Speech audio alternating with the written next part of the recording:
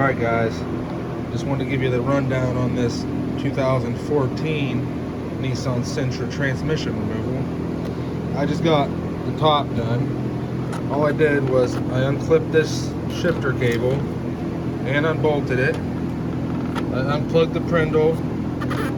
I took out this one bell housing bolt. It's an 18 millimeter. It's right up there. I used a pretty long half-inch extension in my wobble with a reducer. And I took the nut off the shifter, the clip, unplugged the prindle, and that's it. That's all you gotta do. Later on, you gotta take the battery out of the way to get to all that stuff. But later on, we're gonna take this nut off here and drive that dowel out. But I'm just giving you guys the rundown on the top. I've seen people pull air boxes. There's no need for that. Computer stays in. Okay, I just want to give you guys the rundown. I like to show people the easy way. So this is how I do them. Alright guys, up there you can see that little tiny gear wrench I've got. It's on the starter. I'm going to pry that wrench away from the block in order to get the starter bolt to the top loose. I just shove the starter up out of the way there. It's still connected, so I can get access to my torque converter bolts. And that's how you take torque converter nuts off on these Nissans. Bloody your knuckles real good, then off comes the nut. Let's direct it back at the Nissan there. These are some of the hardest to get off torque converter nuts out there, guys. Sometimes I even have to heat them. So, got one off. 3 to go. Alright, I got the second one off. I put this glove on so when my hand bangs in the starter it doesn't hurt as bad. Once I get them loose, I just stick my left hand up in here and twist them out with my fingers. Then when you can make that noise, you know you're done. Oh, I dropped it inside. Shit happens.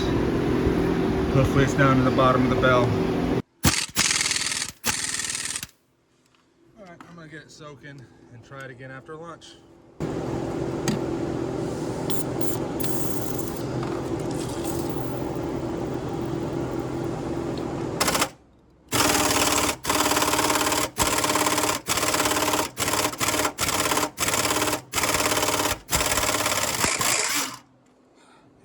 Alright guys, I didn't get on video, but I just kept going back and forth. I finally got that nut off.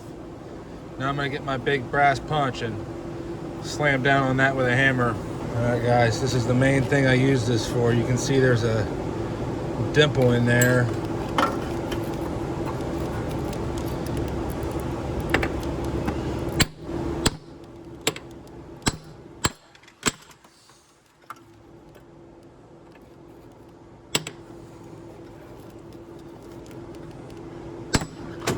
It just settled.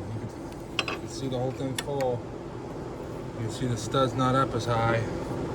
Now I can go below and finish pulling the tranny. Got it out, guys. I just want to give you a little tips and tricks video. Really straightforward. This is where the mount was bolted. Really not that hard. Alright guys, as you can see I'm going together. If I take my left hand up there and put it in there, I can reach around the flywheel and line that torque converter up. Just another tip. Again, I hope this video is helpful, guys. And then I'm going to stick a pry bar in between the frame and the transmission and pry it in once I get everything lined up.